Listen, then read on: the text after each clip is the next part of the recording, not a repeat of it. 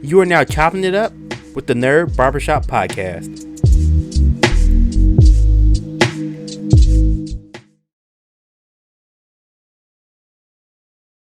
Thank you. Welcome to a brand new episode of the Nerd Barbershop Podcast. I'm Terran Williams. Thank you so much for clicking on this brand new episode. I know it's been a while since the last podcast. I'm sorry about that. I'm trying to work some things out with the schedule. My goal is to hopefully get 2 podcast episodes up every month, so at least be 2 a month. Hopefully, God willing, we'll see where that goes. But for right now, let's get into this brand new episode. So this episode of the podcast is something I've seen on Facebook and I've seen some YouTube videos about, and it's talking about, are video games still fun? I think it's a very interesting topic, and so I figured, you know what? Why not, talk about it and give my 2 cents on the subject. So my first answer is yes, video games are still fun. But I do understand why some people may feel like they aren't fun. And I think a lot of that comes down to, there are some very specific things. And then one of the biggest things I feel is that I feel like business models for video games aren't the same anymore. I think that's one of the biggest issues to why a lot of games probably don't feel fun. They don't feel like, games back in the early 2000s, late 90s, even some of the mid 2000 games, in the 2010s were a lot of fun. Because I think those games were based around fun. Now how big the video game industry is, and just like a lot of other industries, video games are very much a copycat industry. So what's one of the biggest things in the world right now? Battle royales. Having a free battle royale mode. That's a really big thing. Everyone has to have a battle royale. Microtransactions, which I think have really killed a lot of AAA games, because a lot of studios think, we can just throw in microtransactions and people will buy it. Well, no. That's not the case. If I want to play a game, I want to play the game. If I want to play to win, I would play something else.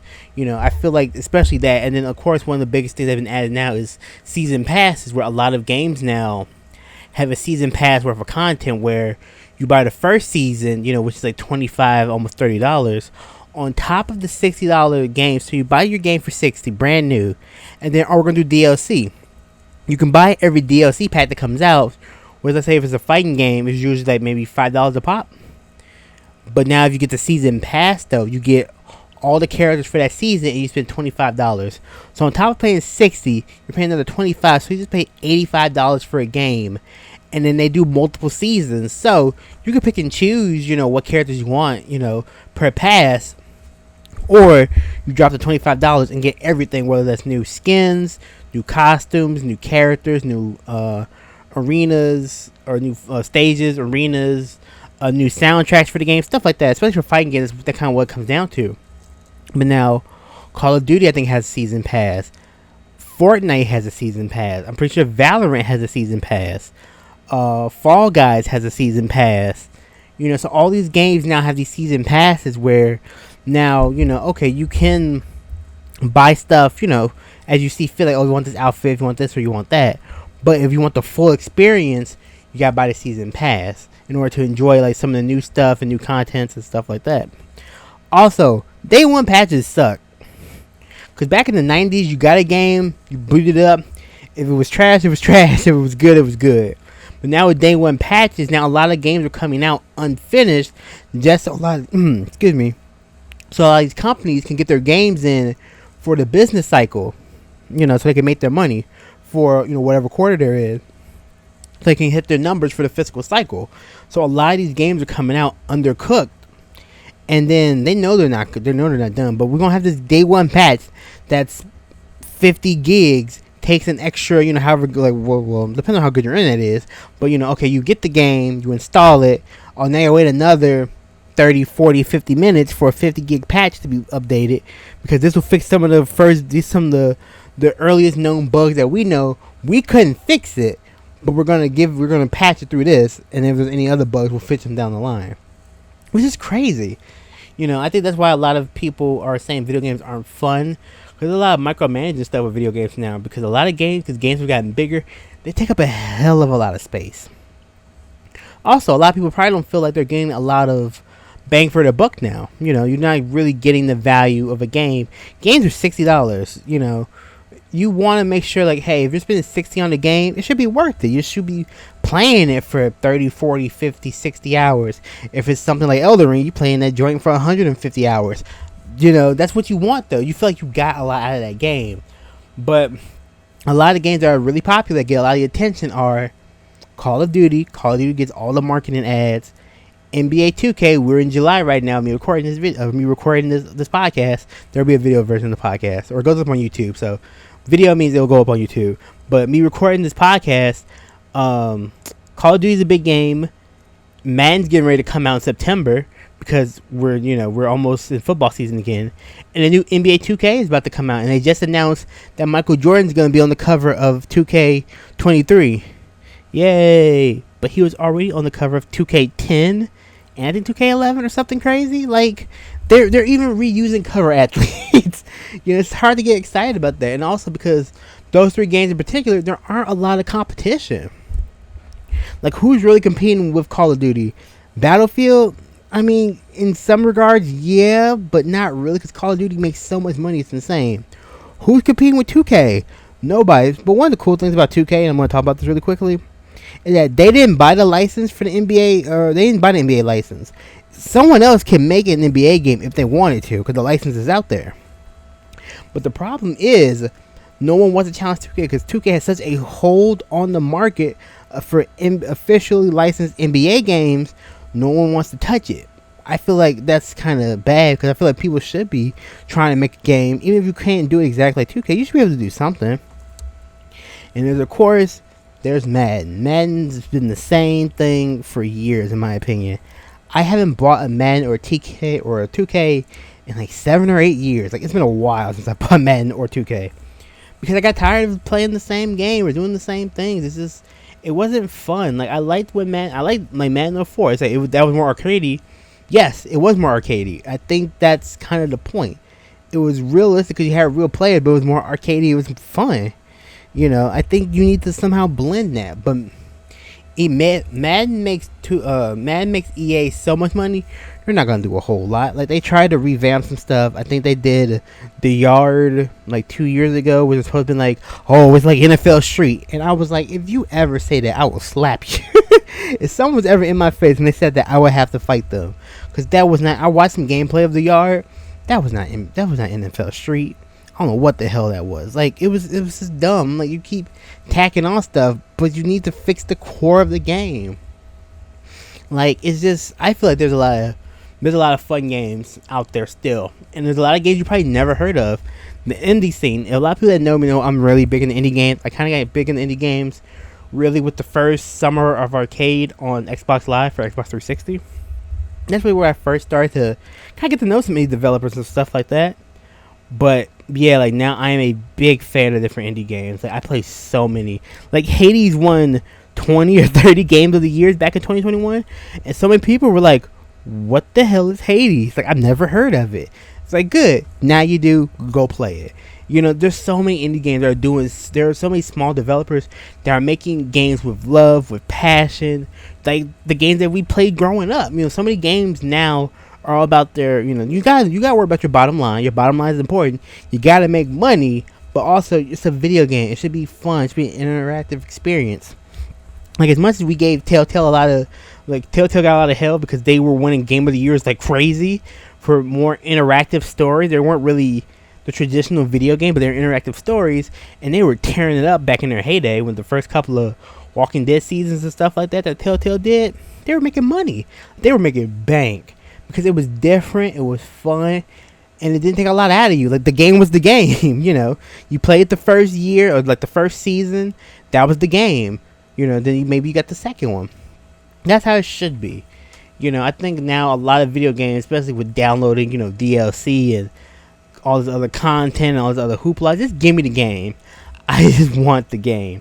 And I feel like a lot of indie games are kind of doing that. Like, if you have Steam, if you have a computer, if you have a desktop computer, a gaming laptop, or a Steam Deck, please, there are 2 sports. Actually, there's 3, but one's on mobile, which I'll talk about.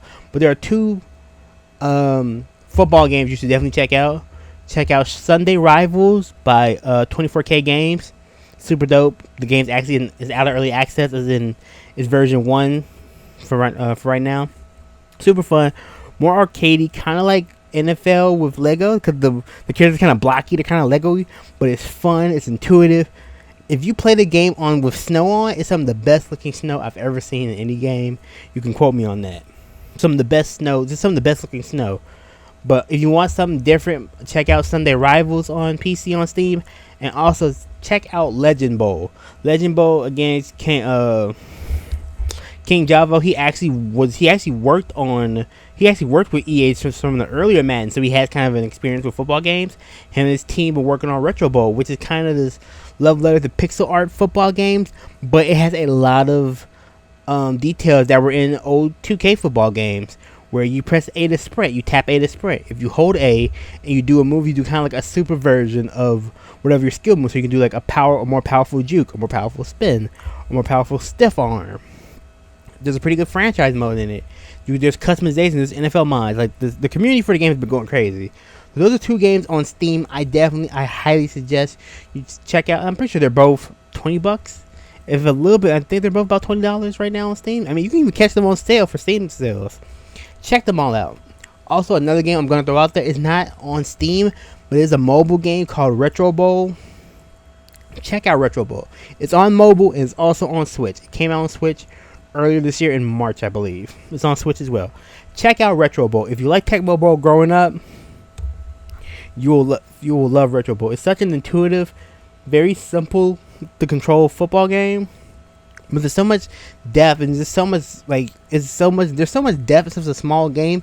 It's very well made, and it's like $6 I think on Steam, or not on Steam. It's $6 on Switch, and it's free on mobile. All that you pay for is to get like the pay version. The pay version is like $1 or $2. Like, support them too. Like, check out those games as well if you want some different sports games. If you're tired of Madden, and also if you're tired of Madden, don't buy it. Like, I know you want a sports game. I know it sucks. I understand that, but don't buy it. The only way that you can really affect these companies is with your wallet. If Madden numbers dip, if this is the lowest like selling Madden in 15 years, EA will wake up. If this is the lowest selling 2K in years, 2K will wake up. But that won't happen because they're the only things out there, and people will buy them just to play with their friends. So it's a very vicious cycle we're in. But I do feel like video games are still fun. You might have to play some things outside of. You might have to diversify yourself. Play some new games. I know, like, there's a lot of games that are card that are like deck builders, kind of card games, and some people are like, I don't want to play a card game. Some of them are really good. Like, one of my personal favorites, check out Griftlands by Clay Studio. It's the same studio that made Don't Starve, Shank, Mark of the Ninja. Those are some of their like key games. They created Griftlands. Griftlands is the RPG deck builder. It's a roguelike RPG deck builder. There we go. It's so much fun. There's so much content, and the game's like, I think it's like $20 too, maybe like $25. I know it's under 30 for sure. It might be like $20. I bought it when it was in early access too, and the game is actually in version 1 and going forward. So good. Like, it's such a good game. Dead Cells on Steam. It's on Switch and some other platforms. It's on Steam, Xbox, some other places. It's on Game Pass too. Dead Cells is on Game Pass. Check out Dead Cells. So good. Like, it's one of my favorite roguelike games. Of course, you got Hades. The sports games, I mean, there's so many other games out there, but you need to maybe diversify and just expand what you play. Check out some other stuff. Don't just play Call of Duty, and don't just play Madden and 2K because your homies play it. If you're tired of those games, branch into some other stuff. If you have an Xbox and you don't have Game Pass, you're doing yourself a massive disservice. Like, you should have it. You should have Game Pass, because there's so many games you get for $15 a month. Just check them out. Play 30 minutes and see if you like it. Just try some shit. Like, I think Game Pass is really going to help open up more eyes to a lot more indie games, which is so great, which is what they deserve.